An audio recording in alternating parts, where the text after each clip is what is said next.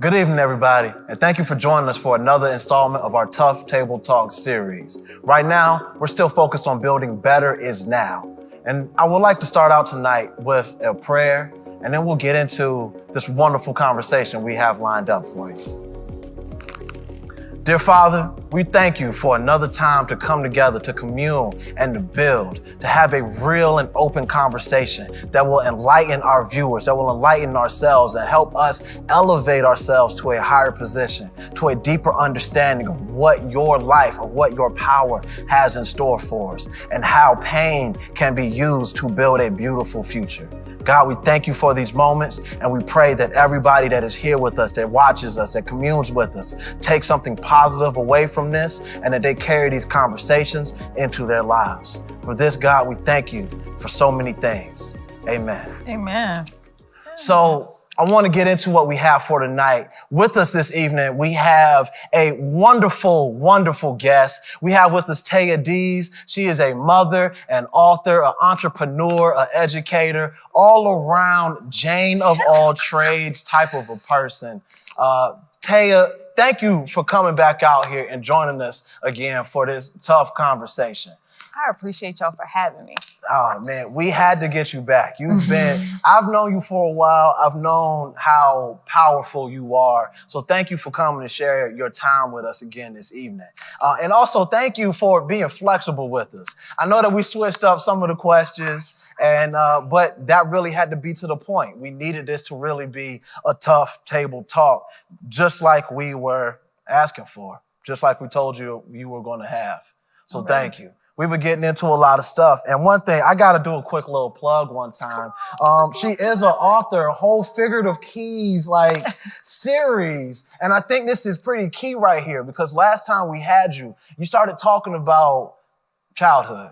Moments of pain, things that were going on, relationship with your parents, and some of the other things that came up in life. And with all of that having been the case, that was all well before we got to this. We got to a series. How many of these do you have out, by the way? How many books have you written? Okay, so I have 6 books total. Okay. Altogether, I'm in 7 books. I did a Young Millennials book. It's called For the 99 and 2000s, and it's a young memoir and collection of books for the youth and for the millennial age, pretty much telling you what we've gone through and how we mastered it, because I always feel like somebody else's story can motivate you to be better. And my books are all about self-help. It's a process. Once you learn how to love yourself, you learn how to deal with yourself, because those are 2 different things. Once you learn how to deal with yourself, you learn how to deal with others. That's when trauma, adversity, all those things come into place. I tell you how to deal with them. Once you learn how to deal with other people, you always have to go back home and fix everything that's at home. That's the root of everything. It's your foundation. And once you learn how to fix yourself, fix your family, fix all that good stuff, you have to learn to find yourself again. Because after all that, you got to do some soul searching, try to figure out who you are. You're never going to be the same person the next day. And I hate when people say, or it's not even the fact I dislike when people say, I'm the same as I was yesterday. Yeah. That's not a compliment. Why is that not a compliment? That is not a compliment. You should be growing. You should be building. Every day is a new opportunity to be that much better for the people around you and for yourself. Wow. Better is now. Look. I plan on being better tomorrow than I was today. I'm here with it. Thank you. Better is now. Such spirited responses. And I know we still got to really give you a better rundown of what better is now is really all about. But you have been living that. What you were just talking about are the types of things that go into this entire movement that we are building over here. So first off, again, thank you, because I feel as though without you even knowing about this, you exemplify that. Because I appreciate that. Man, for everybody, you got to make sure you caught the last one. You were hitting on it. So I want to get into some of the things that we wrote down, some of these harder questions that we threw at you.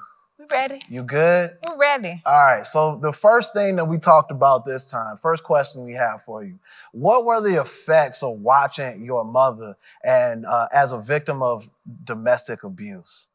Do you mind sharing on that? Because this is real. To be honest with you, I was a quiet child. I was very observant. I tiptoed around my mother because I was always afraid that what she was going through would come out on me. And come out on you how? My mother was always angry. She was very fragile, to say the least. I know she was trying to hold the family together by enduring what she was, but at that time, all I saw was angry mother. All I heard was yelling. All I felt was afraid. Yeah. So for the most part, I was always in my room. And by the time my mother would, try to get me out the room, I did not want to come out. It was hurtful because I did not feel like she loved me. I knew she protected me. Yeah. Because I never got hit. And in my eyes, she was a hero, but she was just an angry hero. Gotcha. And that was painful a lot of times to watch. And even looking back now, I could feel some of those scars that she held. She did the best that she could. Yeah. And as a mother now, I see it more clearly because I am a mother and I have to do what I have to do sometimes. Yeah, yeah. But it was just hard. I got you. And it sounds like it. So again, for you to be who you are now, I commend you, because the things you talked about last time that breaks people, and definitely can break people. Some people don't find ways to recover, let alone find ways to help other people do the same. So that's real. But as a result of the things that you dealt with coming up, were there any cycles that ended up continuing? Anything that you saw that as a result of you seeing it ended up being part of your reality later? To be honest, I was angry. And I've been angry for a long time. And I never knew who I was angry at. It's known as angry Black woman. It's stereotyped all the time. She's angry, she's mad, she's frustrated. And it would come out in my attitude. I would snap my fingers, roll my neck. I would have an attitude when I'm talking to you, and you wouldn't do anything to me. And I didn't realize I had a bad attitude until it was time for me to be a mother. And I'm talking to a child, and he's looking at me like I'm crazy. And it kind of hit me like, why are you angry? What is going on with you? Are you your mother? And that hurt, because how can you criticize somebody for something and be the exact replica of them? Yeah. And it was unintentional. And as a result, at 21, I went to therapy. Okay. And that's major in our community, especially talking about strong Black women. You talk about somebody who, for people who don't know my story, I slept in the car with my son. I did not have the means to protect my son. I did not have the protection. I did not have the home that my mother raised me in. I felt like I lacked, and I was angry because I don't know how I got there. And so it was a process of me learning to love myself again, more or less love a child that I brought into this world. And because of that, I knew I needed to change. I knew I had to stop being so angry. I knew I had to So how did that process work for you? You're talking about finding the ability to love yourself again in the midst of everything. And you had your son that you're caring for as well. How were you able to do that with everything else still going on? With life in general still being as hectic as it has? To be honest with you, I learned that it's so much I can do in a day. I gave myself reasonable goals, and I started being a little more merciful with myself. I showed myself some grace, because the thing that I think we forget as humans is we're going to mess up. Nobody is perfect. Right.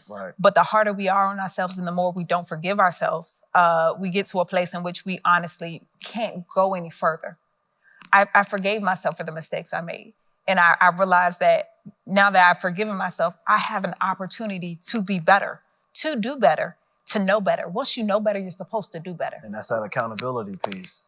I had to be accountable for myself. I had to stop stopping myself, because I'm the only person that can stop me. Yeah. A lot of people think other people control their destiny. That is a lie. Right. God has something for you. And if you allow yourself to get what it is he got for you, it's nothing nobody else can do.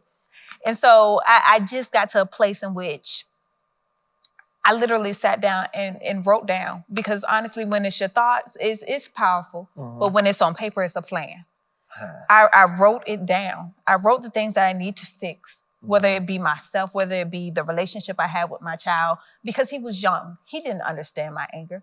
Sometimes he still does not, because I have moments. I still go back to that person. I'm still learning to be better. Still growing. I'm still growing. I'm trying to evolve and be that much better, because he looks at everything I do. And as a parent, sometimes that's scary. I can understand that.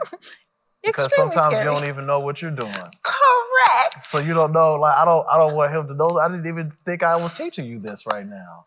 I'm telling you. But he paid so much attention. And so he's always been a very close watcher of me. And so I realized that I had to change, because he's going to want to be like me. And so when I met him this evening, came in here, I was like, what's up? He stared me in my soul. I was like, yo, I didn't even take your lunch money, bro. I didn't do it. So you see, he's following you. He's protective. He's very protective. There's that love right there. So I think, well, quick kind of a detour. Do you feel, how would you compare you and your son's relationship to the relationship you had with your parents? Where you are right now, where he is right now at his stage in life, how would you compare these two? Whoa. I was scared of my mother. I believe, honestly and truly, my son is afraid of me. You're laughing. But people have asked him. And I don't think it's even a fear of what I can do to him. It's just a fear of, I hold him accountable for everything I know he can do. He's too powerful. He's a black male. He's 8. He can draw. He's smart. He passes all his class. I expect the best from him. Yeah. I am extremely hard on him, because I know what he can do. But do I love him? And do I show him I love him? Do I care? Yes. I think that same accountability factor that my mom had for me, I have for him. That's good. And I take that one. Okay. But when it comes to showing love and affection, I do it all the time. I download games and learn how to play different games so I can make sure I play with him. Like, just so we can have some type of connection outside of. That's quality parenting. As a kid, I wanted to play games with my dad. You learned Pokemon Go. Y'all knew that the church was a Pokemon gym. That was hilarious. It's the small things that he's going to take from his childhood that he can honestly say, my mother cared about me. She showed me. She loved me. I needed that in my youth, and I didn't get that. So I just made sure that I filled that void when it came to him. That's real. I appreciate that, and I can see that, and I know that you've been putting in, like, your best foot forward. I mean, whatever shortcomings, and everybody is a work in progress, but I know that you've been putting your best foot forward. It takes a village. Seeing the interaction with you all tonight, I know without a doubt that he loves you and he respects you. If there's that, like, fear, it's really probably more so that, like, I don't want to disappoint her. I don't want to make her mad. Not that he's afraid that you're going to, like, hurt him. Well, that's not the kind of reaction that I just saw out here. That's not what happens with that. But I do want to move to another question that we have here. You've been talking a lot, and thank you for these words of wisdom that you've been dropping on everybody. So what would you say to other young Black women about how they should expect to be treated, like, during their time? And really, I want to say how they should treat themselves when dealing with raising a kid. That's the thing. I always tell young mothers, I tell people in general, you have to learn how to treat yourself before you treat yourself the right way, before you allow anybody to come into your life to treat you the right way. So how would you define that? Because somebody's going to ask you that when you tell them that. Okay, so I think different people operate on different standards. And I learned that the best way to establish a standard for myself was to write it down. What I don't like, what I do like. What I can't handle, what I can't handle. Yeah. What I do know, what I don't know. And it's going to vary by person. But I had to be accountable for what it is that I desire from myself and from other people, because that might be two different things. Right. And so I wrote down what I wanted for myself.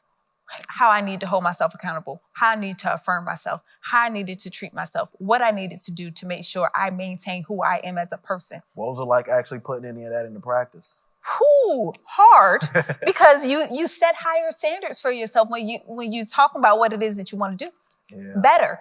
I'm always going to write down the better version of myself, and then I'm going to try to reach it. Because once I reach that person on that standard, now it's time for me to write another one. Go to the next to step. get to the next level. I truly believe that the air on the mountaintop is not the same as the valley. I'm not going to be able to breathe the same once I get up there. Yeah. I'm not going to look the same, and I'm not going to be the same.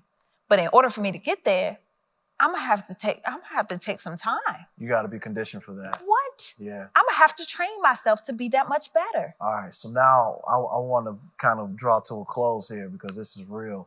As a result of all the conditioning, you talked about the things that you had to focus on. Where have you grown into versus where were you before? All right. So I really want to just leave this off with some of these highlights. We talked about pain, the trauma. And I know we're still growing, but you've grown past a lot. And I said this earlier, a lot of what you've talked about that you've dealt with was it for people. That was what did them in. They never quite recovered from that. So let's talk about how you've recovered from that. What things have you been able to achieve despite the fact that you've had some of these negative stigmas that have been on your life? So, crazy thing is, my therapist, when I would talk to her, I always talk about the bad things that I'm trying to condition through. Mm-hmm. And she said, start talking about your joyful moments. What have you done? Where have you gotten? Beautiful. Where are you going? So where are you going? So my list of accomplishments via my therapist thing, I achieved my Bachelor's of Arts in Teaching English. I achieved my Master's of Art in Teaching English. I am currently on track to finish my MFA and my doctoral at ODU by the year. MFA? Yes. Master's of Fine Arts, meaning you can teach at any collegiate level in the subject matter. And then doctoral, of course, I will be a doctor of English. I've done all of that. I've raised one of the most wonderful 8-year-olds that I just know to this day. I might be a little biased because I had him, but he's wonderful. I think you earned that. I've published successfully 6 books. I've been Amazon top seller for 3 of those books in this region. I have been on many podcasts. I have taught over 1,600 students at this point. I have over 600 high school graduates technically under my belt now because I started high school, then went down to middle school. I have successfully saved 3 students from committing suicide. That's major. And to this day, I still talk to them, just to check in, make sure they're doing good. Yeah. I have successfully coached some teams. You have a long list of accolades. The way it sounds, it probably could keep going. You didn't list any of the really dope people that you've met that I've seen on your page over the years. I've met some really good people. D.L. Hughley endorsed my book because he said, to be honest with you, I never thought I'd hear that coming from a Black woman's mouth. I didn't know how to take it at first, but then what he said to me afterwards made sense. He said, most times when women write books, they're crying about what it is that they can't fix. You took the time to write something that would fix us, and you put your heart into it. I appreciated him because I needed that.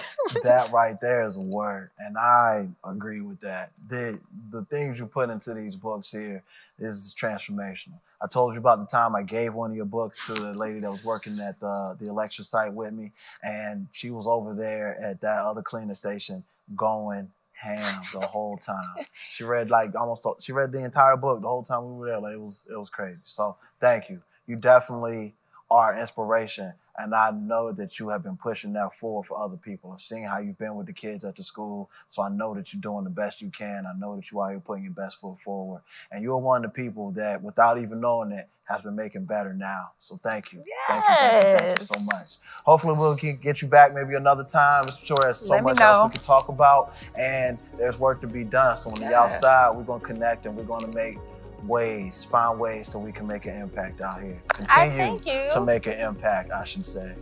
We, been doing because that. we is stronger than I. Oh yeah, no, I'm planning We to do will this together. continue. It's the village. It is a village. Everybody, I want to thank you for tuning in with us this evening. Taya, thank you again for being here with us. I Thank appreciate you for having all. me. You all need to go and check her out. Figurative Keys, and support this mother, this young teacher, educator, entrepreneur, and please continue to help build the village and build better is now with all of us here. We appreciate you for this evening. Y'all be well. I love you.